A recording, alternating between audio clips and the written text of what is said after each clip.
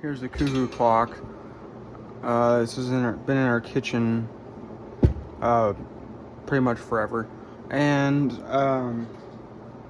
it runs okay-ish, but we haven't used it in a few years because it doesn't complete chime cycle. So I'm assuming it just needs to be cleaned and oiled. So I'm gonna see how this goes, and you can see how dusty that is. Ugh. It's been up there for a while. I'm assuming. Oh, there's the chime.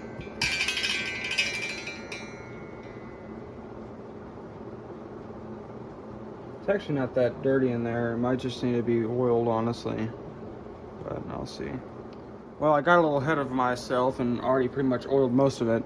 But I basically been going around and oiling all the little, I guess they're all sleeve bearings. This was the main issue here, was the chime, not the chime, but I guess the little song it plays. And this was all gummed up. The mechanism was fine. It really didn't need much oil. And it still moves about the same. But yeah, it was that. So I guess I'll put it back together and see what we got. All right, here it is back up.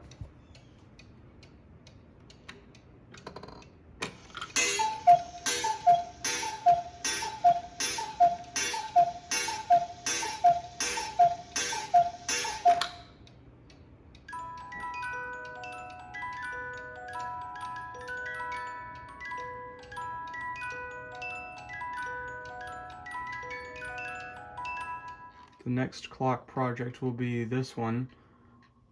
I got this a while ago.